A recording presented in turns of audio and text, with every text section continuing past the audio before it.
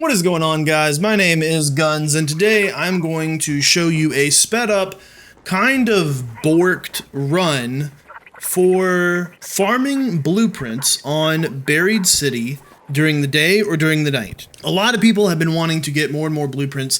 They say they're the most difficult thing in the game to get. It seems like no one's completed all of their blueprints, and that some of the best methods tend to be high-level loot, containers, buildings. The method that I'm going to show you today does allow you to get into a locked room, but this locked room is pretty easily bypassed, and I think I've seen this from a couple of other YouTubers that have figured this out as well.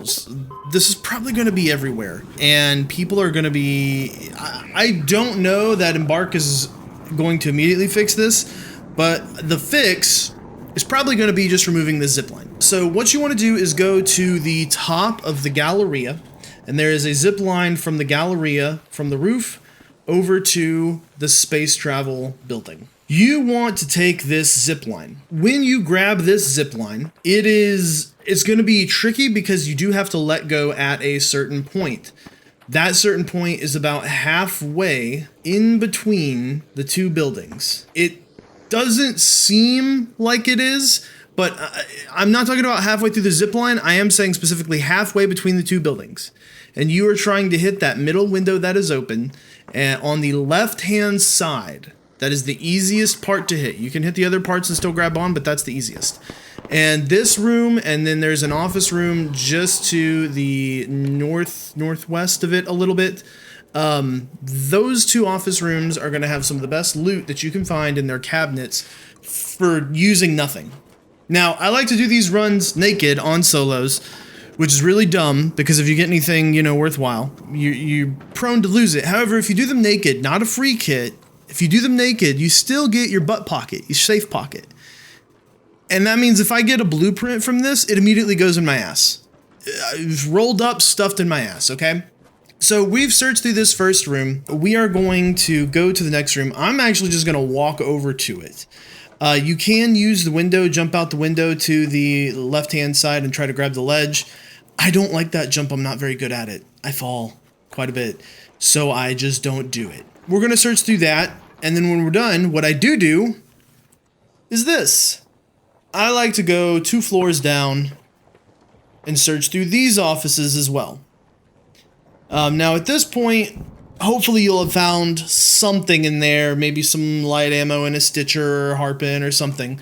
But it's about prioritizing, obviously, what you need. There's a lot of good stuff you can find in here. Sometimes you can find some medical equipment, some lab reagents, syringes, gun parts, batteries, processors. There's a lot of good stuff you can find in here. Now, there is another section you can also go to. Personally, what I like to do after this is I like to go directly underneath.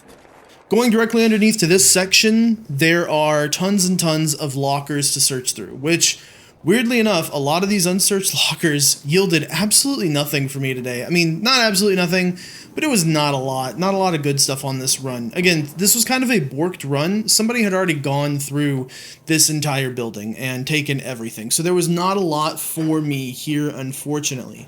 There's a lot of blue, occasionally some purple crafting components, and I think maybe I get a blueprint or two every 2 to 3 runs. That being said, sometimes it's less, sometimes it's 3 or 4, you have a pretty dry spell, it depends how late you spawn in the raid. Across from here to the north, though, there is also another building you can go into, and if you go to the lower section, it is the parking garage. There is a raider camp down there. Sometimes a weapon case spawns in there, but it's a free weapon case in a raider parking lot, in a raider camp, and a lot of people love to go there.